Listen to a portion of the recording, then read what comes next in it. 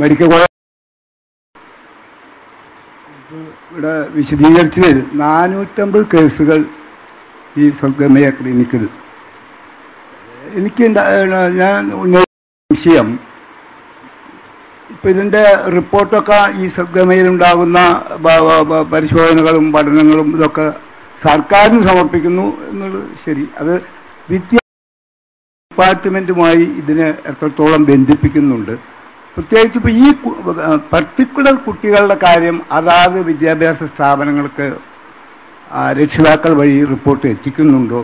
ആ കുട്ടികൾക്ക് ആ സ്കൂളുകളിൽ ഇപ്പോഴത്തെ കാലഘട്ടത്തിൽ പഠന പ്രധാനമായി കാരണം ഉന്നയിക്കുന്നത് സിലബസും അമിതമായ പുസ്തകങ്ങളുടെ ഭാരവും അങ്ങനെ തുടങ്ങി ആ വിദ്യാഭ്യാസ മേഖലയിൽ തന്നെ ഒരുപാട് വൈകല്യങ്ങളുണ്ട്.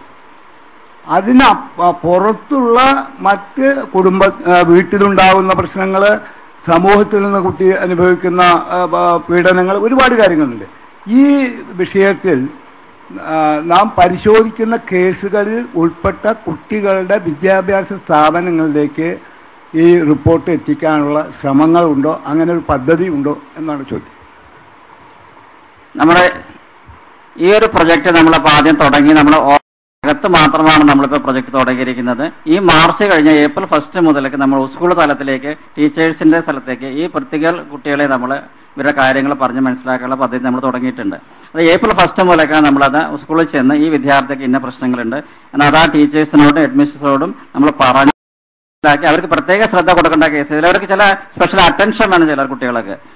അപ്പോൾ എല്ലാ കുട്ടികൾക്കും ഓരോ ക്ലാസ്സിലൊക്കെ ക്ലാസ് എടുത്ത് കഴിഞ്ഞാൽ പറയും ടീച്ചർ എനിക്ക് ഒരു പ്രാവശ്യവും കൂടെ ഈ കാര്യം പറഞ്ഞാൽ മനസ്സിലാവും, ഒന്നും കൂടെ പറയരുത്. ചിലർക്ക് 10 പ്രാവശ്യം പറഞ്ഞാൽ റിപ്പീറ്റ് ചെയ്താലും കാര്യങ്ങൾ മനസ്സിലാവില്ല. അപ്പോൾ അവർക്ക് ചെറിയ ലവ് ആൻഡ് കെയർ സ്നേഹത്തോടെ പറഞ്ഞു കഴിഞ്ഞാൽ കുറച്ചും കൂടെ അവർക്ക് ഈ കാര്യങ്ങൾ മനസ്സിലാക്കാൻ സാധിക്കുന്നത്. നമ്മൾ തൃശ്ശൂർ വിദ്യാഭ്യാസ വകുപ്പായിട്ട് നമ്മൾ ചർച്ച ചെയ്തിട്ടുണ്ട്. ടീച്ചേഴ്സിന് നമ്മൾ അതിൻ്റെ ഓറിയന്റേഷൻ ക്ലാസ് നമ്മൾ കൊടുത്തിട്ടുണ്ട്. അതിനുള്ള ടീം അംഗങ്ങളെല്ലാം ഞങ്ങളൊക്കെ ഉണ്ട്. ആ ഒരു പദ്ധതി നമ്മൾ ഏപ്രിൽ 1 മുതൽ നടപ്പിലാക്കുന്നതാണ്. നമ്മളോടൊപ്പം ഈ സദ്ഗമയ പ്രൊജക്ടിൻ്റെ പ്രൊജക്ട് ഓഫീസർ ഡോക്ടർ ഷീനയുണ്ട്. ഷീനയോട് നമുക്കിതിൻ്റെ വിവരങ്ങൾ ചോദിച്ച് മനസ്സിലാക്കാം. ഡോക്ടർ ഷീന, കഴിഞ്ഞ 5 മാസമായി ഇപ്പോൾ ഈ സദ്ഗമയ പ്രൊജക്റ്റ് നടപ്പിലാക്കി തുടങ്ങിയിട്ട് എന്താണ് കുട്ടികളിൽ നിന്നുള്ള ഒരു റിയാക്ഷൻ? ഈ പ്രോജക്റ്റ് നടപ്പിലാക്കുന്നതിന് നമ്മുടെ സ്കൂൾ കുട്ടികൾ എത്രത്തോളം അതിനോട് അനുഗുണമായി പ്രതികരിക്കുന്നുണ്ട്? നമസ്കാരം. ഇതിനെപ്പറ്റി ഉത്തരം പറയുന്നതിന് മുമ്പായിട്ട് ഞാൻ ഏതാനും വാക്കുകൾ ഞങ്ങൾ എന്താണ് ചെയ്യുന്നതെന്നുള്ളത് പറഞ്ഞു കഴിയുമ്പോഴാണ് ഈ ചോദ്യത്തിനുള്ള ഉത്തരം കുറച്ചും കൂടെ വ്യക്തമായിട്ട് എനിക്ക് പറയാൻ സാധിക്കുന്നത്. നമ്മൾ ലോകത്തിലെ തന്നെ മുഴുവൻ ജനസംഖ്യ എടുത്താലും അതിൻ്റെ ഏതാണ്ട് 1/5 ഭാഗം 19 വയസ്സിൽ താഴെയുള്ള കുട്ടികളാണ്, അതായത് കൗമാരപ്രായക്കാരാണ്. അത് ലോകം മുഴുവൻ എടുത്താലും ഭാരതം എടുത്താലും കേരളം എടുത്താലും തന്നെ ഏതാണ്ട് ഒരു 30% അടുത്തുള്ള ജനസംഖ്യ അഡോളസെന്റ് പോപ്പുലേഷൻ അല്ലെങ്കിൽ കൗമാരപ്രായക്കാരാണ്. അപ്പം ഇത് നാളത്തെ നമ്മളെയൊക്കെ ഭരിക്കേണ്ടുന്ന ഒരു തലമുറയാണ് ഇപ്പോഴത്തെ കൗമാരപ്രായക്കാർ. ഏതാണ്ട് ഒരു 4-5 വർഷങ്ങൾക്ക് ശേഷം അല്ലെങ്കിൽ ഒരു 10 വർഷത്തിനകം തന്നെ നമ്മളെ മുഴുവൻ ഭരിക്കേണ്ടുന്ന തലമുറയാണ് ഇവർ. അത് ഏത് മേഖലയിലാണെങ്കിലും, അതായത് സർക്കാർ അല്ലെങ്കിൽ മറ്റിതര ഉദ്യോഗസ്ഥ മേഖലയാണെങ്കിലും വിദ്യാഭ്യാസ മേഖലയാണെങ്കിലും ബാങ്കിങ് അല്ലെങ്കിൽ ബിസിനസ്, അങ്ങനെ ഏത് മേഖലയാണെങ്കിലും ഇവിടെയൊക്കെ ചെന്നെത്തിപ്പെടേണ്ടുന്ന കുട്ടികളാണ് ഇപ്പോഴുള്ള ഈ അഡോളസെന്റ് അല്ലെങ്കിൽ ഈ കൗമാര പ്രായക്കാർ. നമ്മുടെ വളർച്ചയിലെ ഏറ്റവും നിർണായകമായ ഒരു കാലഘട്ടമാണ് ഈ അഡോളസെന്റ് പീരീഡ് അല്ലെങ്കിൽ കൗമാരപ്രായം എന്ന് പറയുന്നത്. അപ്പൊ ഇവിടെ ഈ മാതാപിതാക്കളുടെ പങ്ക് വളരെ വലുതാണ്. കുട്ടികളെ വളർത്തിക്കൊണ്ടുവരുന്നതിൽ മാതാപിതാക്കളുടെയും സമൂഹത്തിന്റെയും ഈവൻ വിദ്യാഭ്യാസ സ്ഥാപനങ്ങളിലെ വഴി പങ്ക് വളരെ വലുതാണ്. അപ്പൊ ഈ ഒരു അവസരത്തിൽ നമ്മൾ നോക്കുകയാണെങ്കിൽ ഈ കൗമാരപ്രായക്കാര് ഏതാണ്ട് 3 തരമായിട്ട് നമുക്ക് കാണാൻ സാധിച്ചിട്ടുണ്ട്. പ്രത്യേകിച്ചും സദ്ഗമയ ക്ലിനിക്ക് കഴിഞ്ഞ ഏതാണ്ട് ജൂലൈ 1-ാം തീയതിയാണ് പ്രവർത്തനം തുടങ്ങിയത്. ഏതാണ്ട് 400-ന് മുകളിൽ കേസ് ഞങ്ങൾ ഇതിനകം നോക്കിക്കഴിഞ്ഞു. ഒരു എന്താന്ന് വെച്ച് കഴിഞ്ഞാൽ കുട്ടികളെ ഏതാണ്ട് തരംതിരിക്കാം. ഇപ്പൊ അതിനകത്ത് ഒരു 75% അല്ലെങ്കിൽ ഒരു 60-നും 70-നും ഇടയ്ക്കുള്ള ശതമാനത്തിലെ കുട്ടികളും അവരുടേതായ ജീവിത സാഹചര്യം നിങ്ങൾക്കറിയാമല്ലോ. അതായത് കൗമാരപ്രായം എന്ന് പറയുന്നത് ശാരീരികവും മാനസികവും വൈകാരികവും സാമൂഹികവുമായ എല്ലാ തരത്തിലുള്ള ഒരു വളർച്ചയാണ് അവർ ഒരു എല്ലാം പുതുമയാണ് അവർക്ക്. അതുവരെ അമ്മയുടെ അച്ഛൻ്റെയോ സാരിത്തുമ്പിൽ, അമ്മയുടെ സാരിത്തുമ്പിൽ അല്ലെ അച്ഛൻ്റെ ഒപ്പം വളർന്നു വന്ന കുട്ടികൾ പെട്ടെന്ന് ഒരു പുതിയ ഒരു മേഖലയിലേക്ക് അവരെത്തപ്പെട്ടുകയാണ്. അപ്പോൾ അവരുടെ എല്ലാ രീതിയിലുള്ളൊരു വളർച്ച അവർക്കുണ്ടാകുകയാണ്. ശാരീരികവും മാനസികവും വൈകാരികവുമായ വളർച്ച ഉണ്ടാകുകയാണ്. ഇത്തരത്തിൽ തന്നെ സാമൂഹികമായും അവർ പുതിയ പല കാര്യങ്ങൾ കാണുന്നു. അവർക്ക് ഒരുപാട് സംശയങ്ങളുണ്ടെന്നും. അപ്പം ഇങ്ങനെ വരുന്ന ഈ ഘട്ടത്തിൽ അവർക്ക് വളരെ പ്രതിസന്ധി ഘട്ടങ്ങൾ എന്താണ് ചെയ്യേണ്ടതെന്ന് അറിയാതെ അങ്ങനെ ഒരു ഘട്ടവും അവർക്കുണ്ടാകും. ഇതിൽ നല്ലൊരു പങ്ക് കുട്ടികളും ഈ പ്രതികൂല സാഹചര്യങ്ങളെയൊക്കെ തരണം ചെയ്തുകൊണ്ട് അവരുടേതായ ഒരു വ്യക്തിത്വം രൂപീകരിച്ചുകൊണ്ട് മുൻപോട്ട് പോയി അവർ ജീവിതത്തിൽ വിജയം കൈവരിക്കുന്നുണ്ട്. ഒരു ചെറിയ പങ്ക് കുട്ടികൾക്ക് അവർക്കൊരു അസിസ്റ്റൻസ് ആവശ്യമാണ്. അതായത് എന്താണ്, എനിക്ക് എന്തെങ്കിലും ഒരു ഹെൽപ്പ് വേണോ എന്നുള്ള അവർക്ക് തന്നെ ഒരു സംശയം വരികയും അവർ മുതിർന്നവരോടോ അവരുടെ മാതാപിതാക്കളോടോ അധ്യാപകരോടോ അങ്ങനെയുള്ളവരോടൊക്കെ ചോദിച്ച് അവരുടെ സംശയ നിവാരണം നടത്തി അവരുടെ ഈ വിഷമഘട്ടത്തിനെ അതിജീവിച്ച് അവർ മുൻപോട്ട് പോകുന്നുണ്ട്. പക്ഷെ മൂന്നാമതൊരു കൂട്ടർ, അത് ഏതാണ്ട് ഒരു 20% ലോകാരോഗ്യ സംഘടന തന്നെ കണക്ക് കൂട്ടിയിട്ടുള്ളത്, ഏതെങ്കിലും രീതിയിലുള്ള മാനസിക വൈകാരിക പ്രശ്നങ്ങൾ കൊണ്ട് ബുദ്ധിമുട്ടുന്നവരാണ്. ആ കുട്ടികൾ അവർ ഈ ഒരു കൗമാര പ്രായം തരണം ചെയ്ത് അവരുടെ യൗവനത്തിലേക്ക് പ്രവേശിക്കുക എന്ന് പറയുന്നത് അവർക്ക് വളരെ പ്രതിസന്ധിയുടെ അല്ലെങ്കിൽ വിഷമത്തിൻ്റെ ഒരു കാലയളവാണ്. ഈ കാലയളവിൽ കൂടി കടന്നു പോകുന്ന കുട്ടികളെയാണ് സദ്ഗമയ ഏറ്റെടുക്കുന്നത്. അപ്പം അതായത് നമുക്കറിയാം ഈ സമയത്ത് ഇപ്പം വിവിധ മാധ്യമങ്ങളിൽ കൂടി മാതാപിതാക്കൾക്ക് നല്ല ഒരു അവയർനെസ്, ഒരു അവബോധം കിട്ടുന്നുണ്ട് ഈ കുട്ടികളുടെ പ്രശ്നങ്ങൾ. അത് പലപ്പോഴും ചില മാതാപിതാക്കൾക്ക് അറിയില്ല അവരുടെ കുട്ടികളുടെ പ്രശ്നം. ചിലർക്ക് വിവിധ മാധ്യമങ്ങളിൽ കൂടി അറിയുന്നു, ഞങ്ങളുടെ കുട്ടിക്ക് ഇങ്ങനെ ഒരു പ്രശ്നം ശരിയാണല്ലോ, എൻ്റെ കുട്ടിക്ക് ഒരു പഠന പ്രശ്നമുണ്ടല്ലോ അല്ലെങ്കിൽ വൈകാരികമായ ഒരു പ്രശ്നമുണ്ടല്ലോ എന്ന് മനസ്സിലാക്കിക്കൊണ്ട് ഞങ്ങളുടെ ഒരു ക്ലിനിക്ക് അറിഞ്ഞിട്ടുള്ളവർ പലവിധമായ അറിഞ്ഞിട്ടുള്ളവർ ഞങ്ങളുടെ ക്ലിനിക്കിലേക്ക് വരുന്നുണ്ട്. അപ്പം ഈ ഒരു കുട്ടിയെ അവിടെ വന്നു കയറുമ്പോൾ നമ്മൾ ആദ്യം തന്നെ കുട്ടിയെയാണ് നമ്മൾ ഫോക്കസ് ചെയ്യുന്നത്. മാതാപിതാക്കളാണ് കുട്ടികളെ കൊണ്ടുവരുന്നത്. എൻ്റെ കുട്ടിക്ക് ഇന്ന പ്രശ്നമുണ്ടെന്ന് മാതാപിതാക്കൾ പറയുന്നെങ്കിൽ പോലും ഞങ്ങൾ ഫോക്കസ് ചെയ്യുന്നത് ഞങ്ങൾ ആ കുട്ടിയെയാണ്. ആ കുട്ടിയെ വിളിച്ചിരുത്തി അവൻ്റേതായ പ്രശ്നങ്ങൾ എന്താണെന്ന് മനസ്സിലാക്കി അവനോട് സംസാരിക്കുന്നു, അല്ലെ ആ മോളോട് സംസാരിക്കുന്നു. പ്രശ്നങ്ങൾ എന്താണെന്ന് മനസ്സിലാക്കിയതിന് ശേഷമാണ് ഞങ്ങൾ മാതാപിതാക്കളെ മുൻപിലേക്ക് വിളിക്കുന്നത്. അപ്പം ഈ ഒരു തരത്തിൽ ഈ കുട്ടിയോട് നമ്മൾ സംസാരിക്കുന്നതിനോടൊപ്പം തന്നെ അവൻ്റെ മാതാപിതാക്കളെയും ഇതിൽ ഞങ്ങൾ ഭാഗമാക്കിക്കൊണ്ട് കുട്ടിയുടെ പ്രശ്നങ്ങൾ എന്താണെന്ന് മാതാപിതാക്കളോട് പറഞ്ഞു കൊടുക്കുകയും ഒരു കമ്പൈൻഡ് എഫേർട്ടായിട്ടാണ് ഞങ്ങൾ ഈ ഒരു പ്രോജക്റ്റ് മുൻപോട്ട് പോയിക്കൊണ്ടിരിക്കുന്നത്. ഇതിൽ ഞങ്ങൾ ഏറ്റവും അധികമായിട്ട് ഞങ്ങൾക്ക് ഇപ്പം ഈ ഏതാണ്ട് 400 കേസ് എന്ന് പറഞ്ഞതിൽ ഏറ്റവും അധികമായിട്ട് കിട്ടിക്കൊണ്ടിരിക്കുന്ന തീർച്ചയായിട്ടും പഠന പ്രശ്നങ്ങൾ തന്നെയാണ്. ഏതാണ്ട് ഈ 50% ഞങ്ങളുടെ അടുത്ത് വന്നിരിക്കുന്നത് പഠന പ്രശ്നങ്ങളുമായിട്ടാണ്.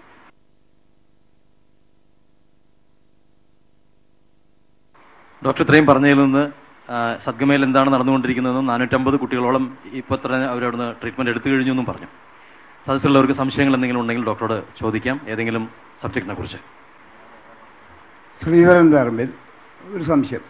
3 വിഭാഗത്തിൽ ഏറ്റവും ഒടുവ് പറഞ്ഞ 20% ഈ ജനറ്റിക് ഡിസോർഡർ അത് വിശദീകരണം വന്നില്ല എന്ന് എനിക്ക് സംശയമുണ്ട്.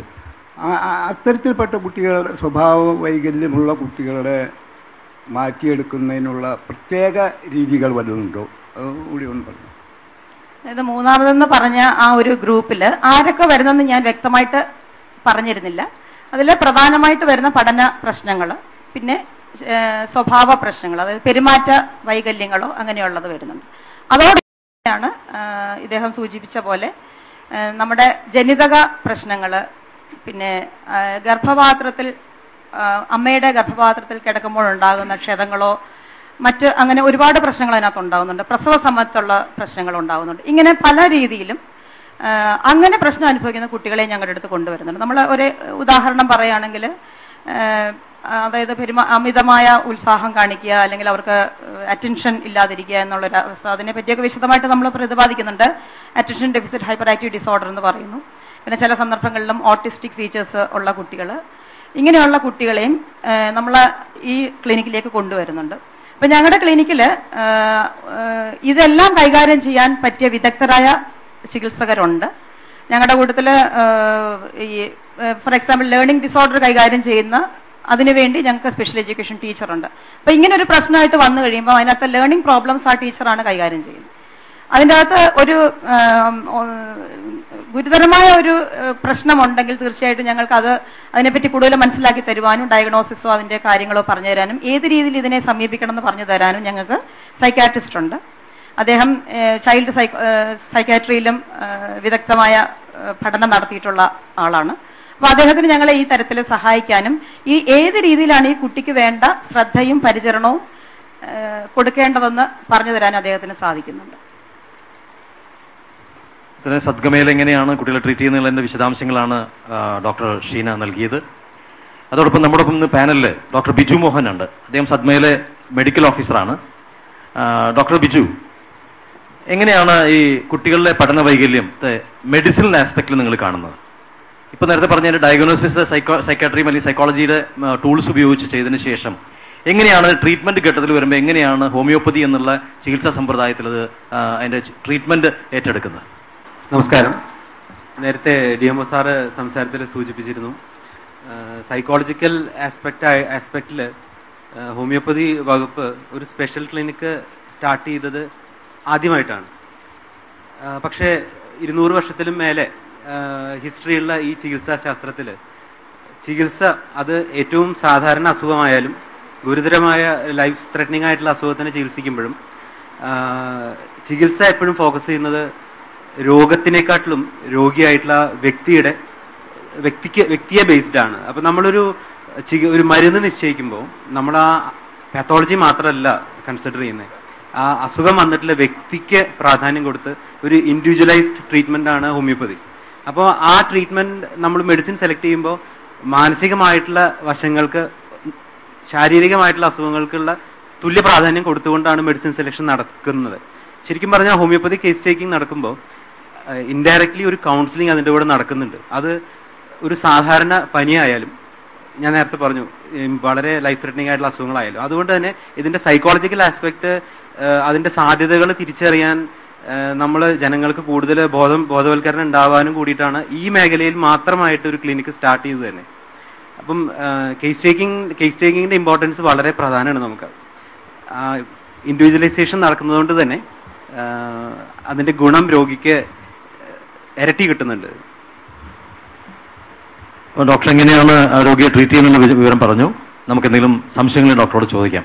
ഏതെങ്കിലും കുട്ടികളിലുണ്ടാകുന്ന വൈകല്യങ്ങളെ സംബന്ധിക്കുന്ന സംശയങ്ങളുണ്ടെങ്കിൽ ഡോക്ടറോട് നേരിട്ട് ചോദിക്കാം. രോഗികൾക്ക് മരുന്ന് ബേസ് ചെയ്തിട്ടാണ് ഇതിന് സമീപിക്കുന്നതെന്ന് പറഞ്ഞാൽ മരുന്ന് ബേസ് ചെയ്തിട്ടാണല്ലോ ഹോമിയോപ്പതിയിൽ നമ്മൾ ചികിത്സ. അപ്പോൾ ഈ കുട്ടികളുടെ സ്ഥായിയായി കാണുന്ന വൈകല്യങ്ങൾ വരുമ്പോൾ അത് മാതാപിതാക്കളുടെ ഭാഗത്തു നിന്നുള്ള കാരണങ്ങൾ കൊണ്ടാണ് കുട്ടിക്ക് ഇതുണ്ടായതെന്നാൽ മാതാപിതാക്കളെ കൂടി ചികിത്സിക്കുന്ന ഇതിൽ ഉൾപ്പെടുത്തിയിട്ടുണ്ടോ? എങ്ങനെയാണ് അതിൻ്റെ രീതി സമീപനം? തീർച്ചയായിട്ടും. ഇപ്പം ഡോക്ടർ ഷീന സംസാരിച്ചു, നമുക്ക് അവിടെ വരുന്ന ഇപ്പം 400 മേലെ കേസ് നോക്കിയ കാര്യം പറഞ്ഞു. അതിൽ വരുന്ന ഏറ്റവും കൂടുതൽ മാതാപിതാക്കൾ കൊണ്ടുവന്നിട്ടുള്ളത് കുട്ടികളുടെ പഠന നിലവാരത്തിലെ പോരായ്മകളാണ് അവരുടെ പ്രധാന പരാതി. നമ്മൾ അങ്ങനെ ഒരു പരാതിയായിട്ട് വരുന്ന കുട്ടികളെ അതിൻ്റെ പുറകിലുള്ള കാരണം മനസ്സിലാക്കാനാണ് ആദ്യം നോക്കുന്നത്. ഇപ്പോൾ കുട്ടി മടിയനാണെന്ന് പറയുമ്പോൾ കുട്ടിക്ക് മടി വരുന്നതിനൊരു കാരണം കാണും. ഇപ്പോൾ കുട്ടി കെയർലെസ് ആണ്, ഒരു ശ്രദ്ധയില്ലാത്ത കുട്ടിയാണ് എന്ന് പറയുമ്പോൾ ആ കുട്ടിക്ക് ശ്രദ്ധ കുറവാണ് കിട്ടുന്നുണ്ടാവുക. അതിന്റെ പുറകില് വീട്ടിലെ കാരണങ്ങൾ എന്താണെന്ന് മനസ്സിലാക്കി കുട്ടിക്ക് ശാരീരികമായിട്ടുള്ള പ്രശ്നങ്ങൾ വലുതുണ്ടോ, കേൾവി സംബന്ധമായിട്ടോ അല്ലെങ്കിൽ അവൻ വളർച്ചയിൽ ഉണ്ടായിട്ടുള്ള പോരായ്മകളുണ്ടോ എന്നൊക്കെ മനസ്സിലാക്കി അതിനു വേണ്ടിയിട്ട് നമ്മളെ സഹായിക്കുന്നത് ഇതൊരു ടീം വർക്ക് ആയതുകൊണ്ട് അതിന്റെ ഗുണം നമുക്ക് ഉണ്ട്. ഈ സദ്ഗമയുടെ സെറ്റപ്പിന്റെ ഭാഗമായിട്ട് തന്നെ അവിടെ ക്ലിനിക്കൽ സൈക്കോളജിസ്റ്റിന്റെ സേവനം കിട്ടുന്നുണ്ട്. ലേണിംഗ് ഡിസബിലിറ്റിക്ക് കറക്ഷന് വേണ്ടി ടീച്ചറെ കിട്ടുന്നുണ്ട്, അസസ്മെന്റ് നടത്താനൊക്കെ. അത് ഏറ്റവും പ്രധാനമായിട്ട് നമുക്ക് ഗൈഡൻസ് തരാൻ വേണ്ടിയിട്ട് സൈക്കാട്രിസ്റ്റ് എത്തുന്നുണ്ട്. അതുകൊണ്ട് തന്നെ ഇതിന്റെ ഒരു ഹോളിസ്റ്റിക് അപ്രോച്ച് ചെയ്യാൻ നമുക്ക് പറ്റുന്നുണ്ട്. വെറുതെ ഒരു രോഗി വന്നു ഒരു മരുന്ന് കൊടുത്തു പറഞ്ഞയക്കലല്ല, അതിനോടനുബന്ധമായിട്ട് ആ കുട്ടിയുടെ പാരന്റ്സിന് വേണ്ട പാരന്റൽ കൗൺസിലിങ്ങും അഡ്വൈസും കൊടുത്ത് ശരിക്കും പറഞ്ഞാൽ ഇതിൽ ഏറ്റവും പ്രധാനം മാതാപിതാക്കളുടെ പ്രവർത്തനം തന്നെയാണ് ഈ കുട്ടീനെ മാറ്റിയെടുക്കാൻ സഹായിക്കുക. അതുകൊണ്ട് തന്നെ കൂടുതൽ സമയം ചെലവഴിക്കുന്നത് മിക്കവാറും മാതാപിതാക്കളോട് സംസാരിച്ചുകൊണ്ട് തന്നെയാണ്.